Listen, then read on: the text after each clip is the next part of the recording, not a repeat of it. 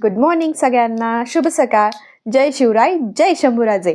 बघितलं का, सकाळ सकाळ झाली तरी आमचा श्री भांड्यांशीच खेळत बसलेला असतो. त्याला खेळणं कमी आणि भांडी जास्त लागतात बघा.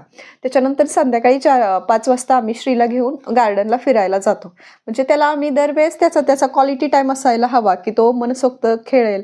इथं काय होतं सिटीमध्ये असताना की लहान मुलांना शेजारी कोण लहान मुलं जर नसतील तर ते कुठे जाणार खेळायला. त्याच्यामुळे घरात घरात बसून ते खूप चिडचिड होती त्यांची. त्याच्यामुळं आम्ही श्रीला नेहमी बाहेर घेऊन जात असतो संध्याकाळच्या टाइमला.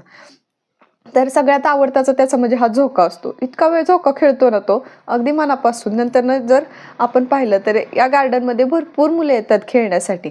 इथं काय काय आहे बघा, तर घसरगुंडी, झोकाळा, आणखी सिसो, खूप सारे खेळणे आहेत लहान मुलांसाठी जे की त्यांना उपयोग येतात. आणि वातावरण तर एवढं छान आहे की साईडला गाणी लावलेली असतात, वरून सगळे म्हणजे झाड आहेत सगळीकडे आणि लॉन आहे खाली खेळण्यासाठी.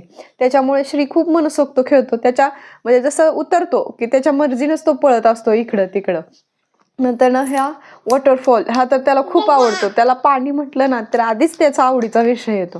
मग त्याचे पप्पा त्याच्या पाठीमागं पळत होते की तो जास्त आत जाऊ नये पाण्यामध्ये, चिखल वगैरे असतो ना उडलेला. येताना एक फ्रेंड भेटली, तिला बाय बाय केलं आणि घराकडे निघालो. घरी आल्यानंतर ना संध्याकाळी 9 वाजल्या तरी हा खेळतच होता. शेवटी पप्पांशी गप्पा मारून गुड नाईट म्हणून झोपला.